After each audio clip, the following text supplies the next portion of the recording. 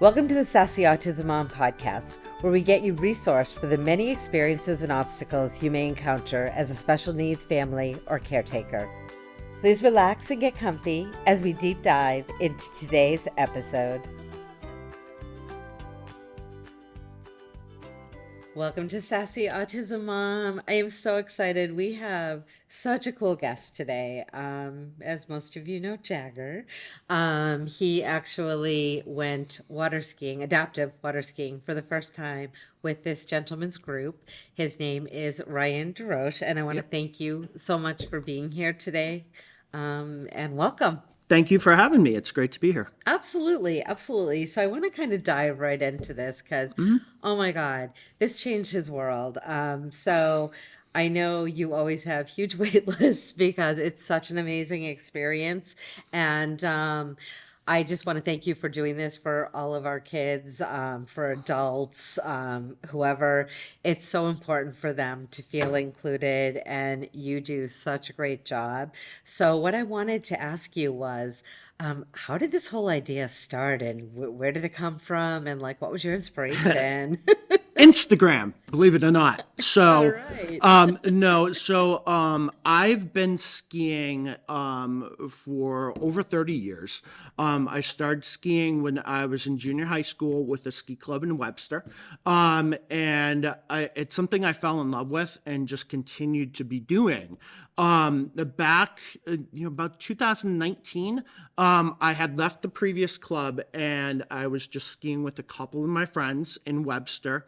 And, I'm very interested in skiing. So if I'm not on the water, I'm reading about skiing or looking at skiing, whatever. I was flipping through my social media and I came across a British disabled ski group. And I've never had heard about anything like that before. I'm like, that is really pretty neat.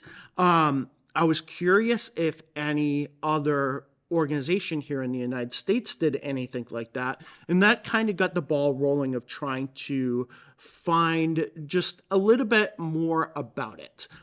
Because at that time I was skiing with a few friends and we started building a new club at that point. I came across a group in Sandy Hook, Connecticut called the Leaps of Faith Skiers. And I just wrote to him out of the blue. I'm like, hey, I've been a skier for 30 years. I've never heard of anything like this. This sounds really cool, really rewarding. Tell me a little bit about it. And they decided to invite me down to one of their events. And I showed up and, they had a lot of paraplegics there, a lot of people with amputations, as well as people with cerebral palsy, autism. They had kind of the works down there as one of these special events. So I went just to be a spectator, to kind of see, to kind of learn. But within an hour, they had me hauling equipment and kind of participating. So that's when I got to be able to talk to some of the participants, find out their stories. And some of the stories were just absolutely incredible, especially talking to some of the paraplegics who had a major injury that happened to them later in life when they were teenagers or young adults. One in particular was hit by a drunk driver and lost the use of their limbs, and their recovery process and how adaptive skiing and adaptive sports was what kind of gave them that life raft to go from feeling down on themselves and feeling like they can't do anything because now they lost their limbs, to finding new activities and then finding out that they can still do the things that they love doing. They just have to do it in a different way. And those guys were so incredible to work with and to hear their stories that you just couldn't help but feel inspired. Soon after that, after hauling equipment, they're like, hey, do you ski? I'm like, yeah, I ski. And like, you're going out with her. And the person that I first went out with was a person named Teresa. And we called her TC for short, and I'll never forget her. She had cerebral palsy. She was nonverbal, in a wheelchair. And I was nervous about skiing with somebody before. I've never done this before, but they're like, send her out. You'll be surprised. She's one of our usuals. She knows what she's doing, and you'll have a blast. I'm like, well, this person, she can't communicate with me. What am I supposed to do? But the second we took off, you could see her facial expressions and everything just change. And it was incredible. And she calmed me down more than I was helping her. And at that moment, I was hooked. And I'm like, this is incredible. I've been skiing for 30 years, but nothing topped that ski that I had with Teresa that day for just the overwhelming joy, that I felt. I've done competition skiing, I've done show skiing, and those all have really cool things involved in it. But when you're helping somebody else and you're sharing your love of something with somebody else, it's that much more magical. And that's what it was for me. And that's kind of what got the ball started. So again, we were a new club at the time. We had just formed. We were not even really a club yet. We were just a couple of friends that enjoyed skiing. But that fall, that winter, we decided to organize ourselves as the Webster Water Ski Collective. And our mission at that point was just to have a fun, family-friendly ski club to introduce new people to skiing. We talked to Leaps of Faith because we had that relationship, and they're like, hey, we would like to send a couple more of my new board of directors down to Sandy Hook to find out what this is all about. And they spun it on us, and they're like, instead of you coming down here, we would like to come up to your spot in Webster and perform an event.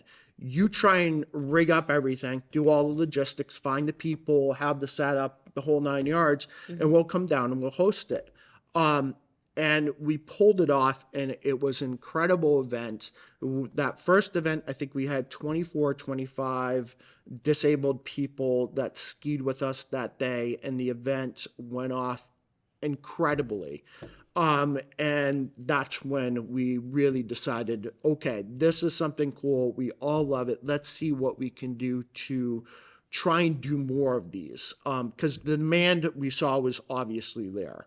We had no problem finding participants, and that's actually what Joel over at Leaps of Faith said.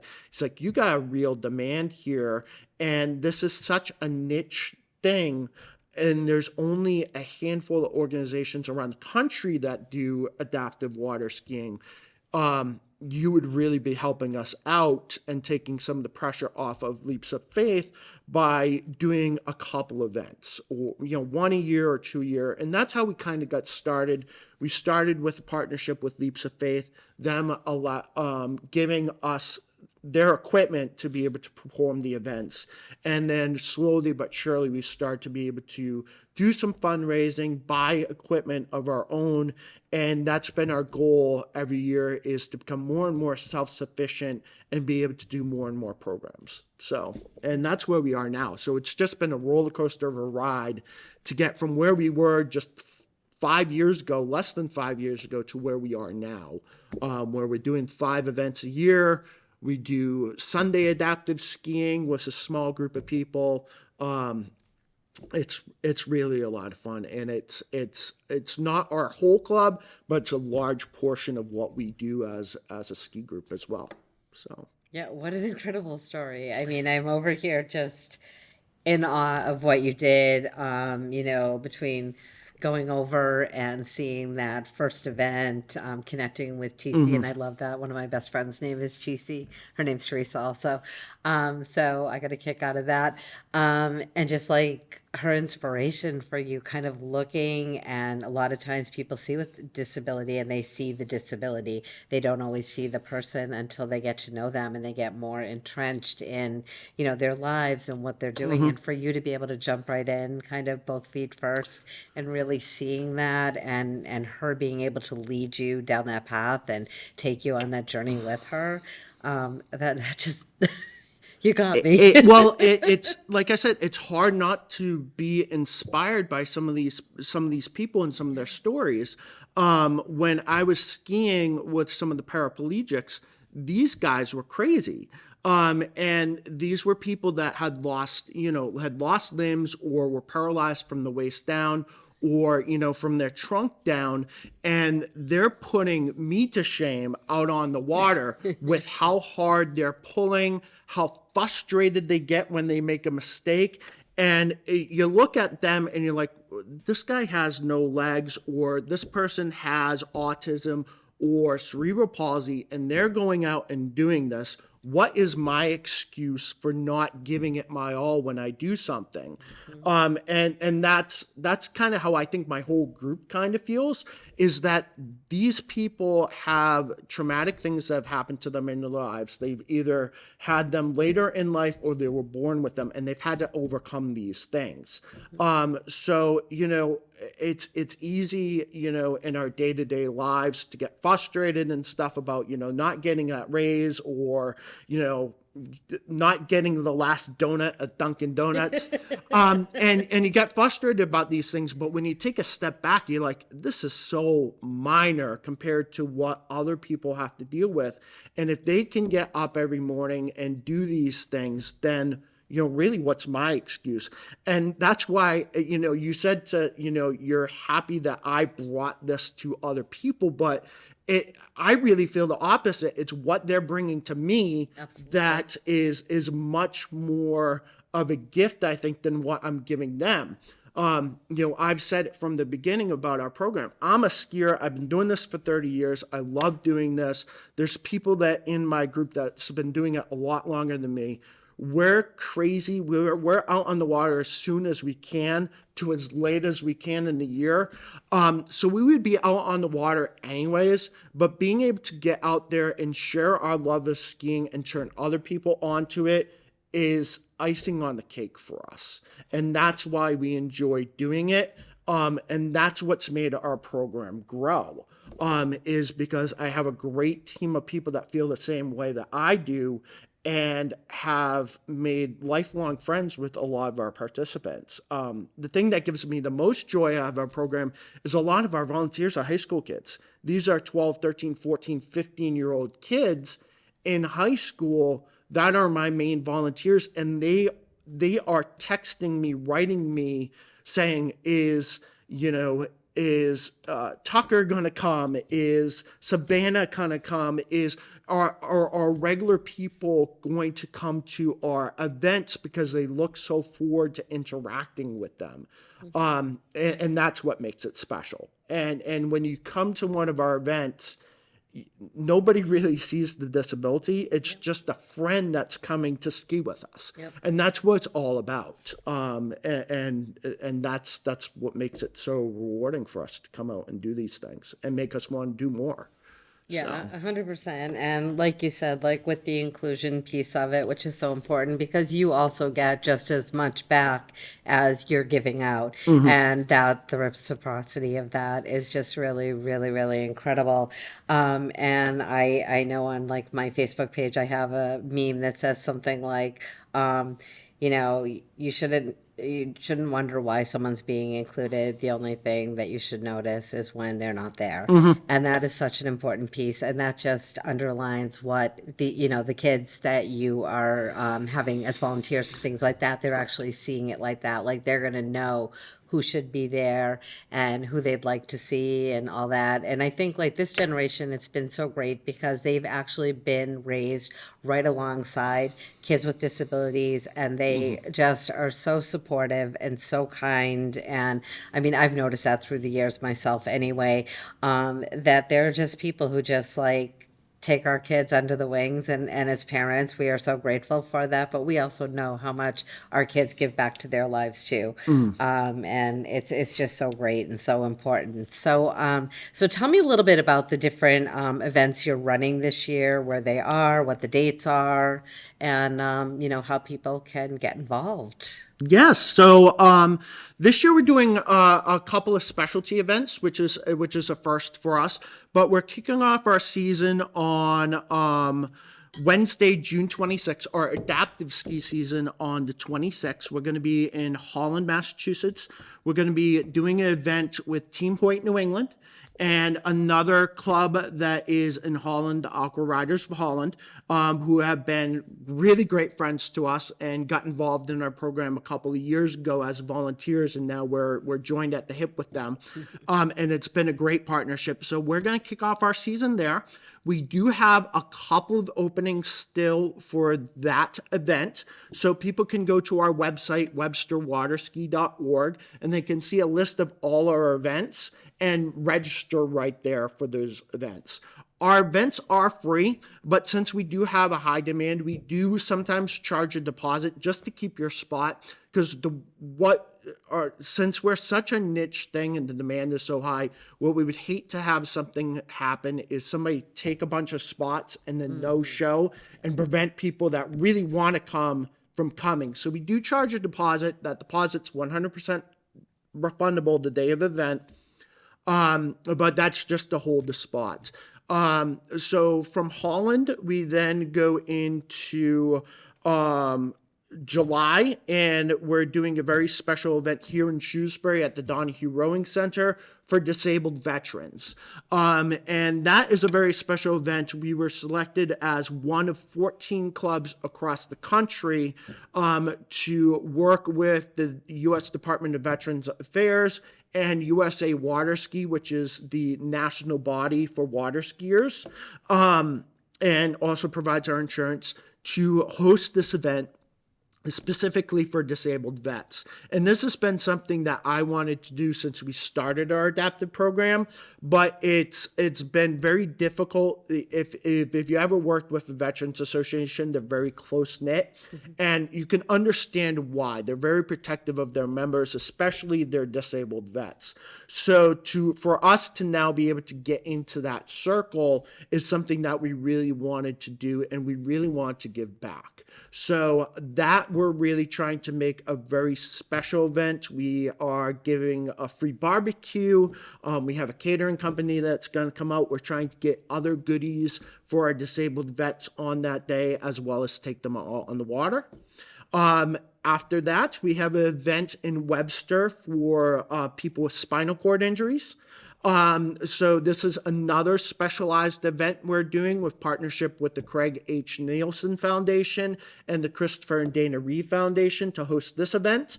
And again, specialty event. We're really trying to look for people with spinal cord injuries that never would think of water skiing as something that they could do. So we're going to try and introduce them to the sport and see how they progress, because there's people with spinal cord injuries that are out there that are competing at a national level, and we want to try to bring that into New England, because that hasn't really, there's other regions in the country where that is growing, and they actually have tournaments for that stuff, but in the Northeast there's not much there yet. So we're trying to get into that market to bring these people in to see if we can get something in the competitive world for them if they so do choose. So in addition to that, then we get into August. We have 2 events in August. One is in Brookfield at Lake Lashway. That's going to be our Any Age, Any Disability event, where we take everybody, no matter what your disability.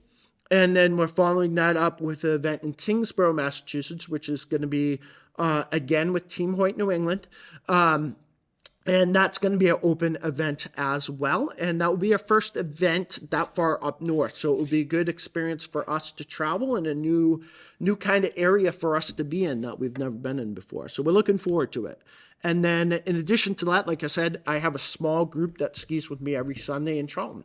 So a lot of Down syndrome and autistic. I can't take too many people in wheelchairs at my facility. It's not very handicapped accessible, but we do try and do a lot of Down syndrome kids and autistic kids as well. And not just kids, but kids and adults. So. Right. Now, is that something it's like a private lesson kind of thing, or is that just clinics you work? So what is that? It's so in addition to our adaptive ski program, we also still have a what we call able-bodied program for regular skiers, and we integrate them. So our Down syndrome and autistic kids ski right alongside our regular participants on Sundays. The only difference between Sundays and our regular ski sessions where we ski in Webster and Charlton is that we have our specialized equipment there, and we try and make sure that we carve out the extra time specifically for them. So we'll take generally our able-bodied skiers out first, and then at a certain time we'll switch off and do our adaptive skiers, and our able-bodied skiers stay and help out. Everybody gets a chance to ski. Nice. So Nice. it is limited in Charlton because it's a private lake and we only have so many resources.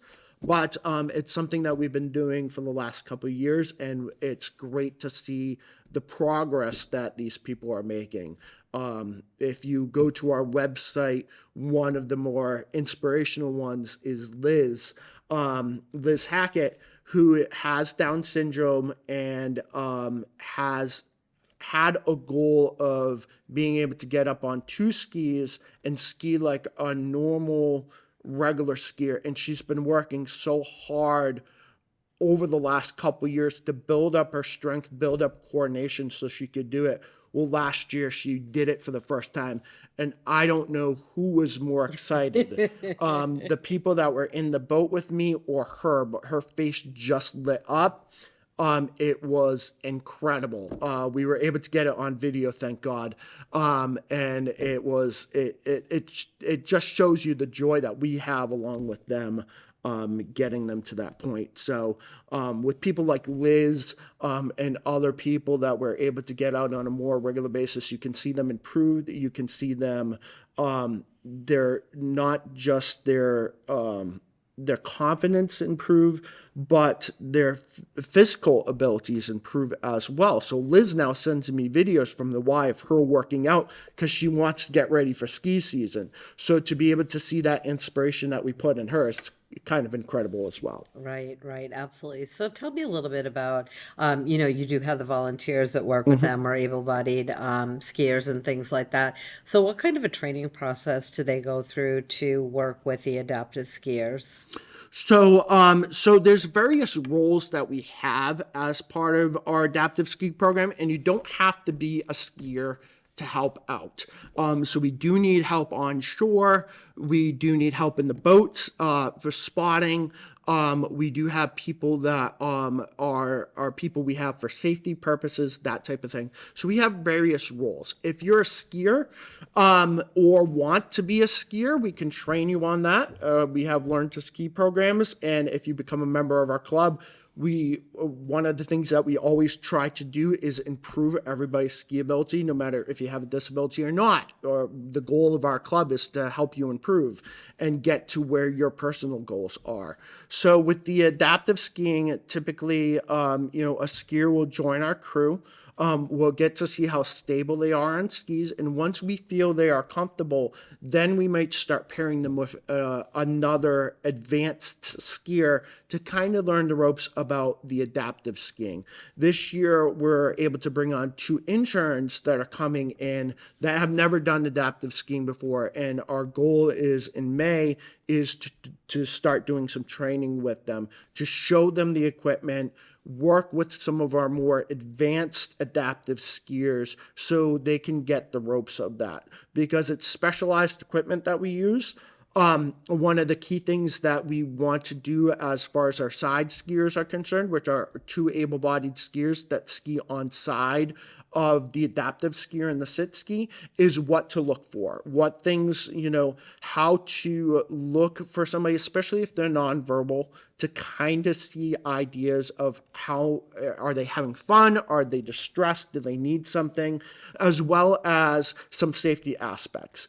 And the role of the side skier is to look for those things, to be the partner with the adaptive skier, but also to be their friend as well on the water and talk them up and have fun with them. And that's why a lot of our skiers want to be side skiers, is because they have the most fun skiing with the participant. But their role is also to look out for any safety concerns. If a fall does happen, which is very rare, if you've seen our sit skis, especially for our major events, They have outriggers on them, which makes them very stable in the water and not able to tip over much. As a skier becomes more advanced, we take those off, and then the odds of falling are greater. But for most of our events, our beginners start with those outriggers. So the side skier's job is really more to look for like limbs in the water or anything like that. If somebody has their hands down in the water, try and correct them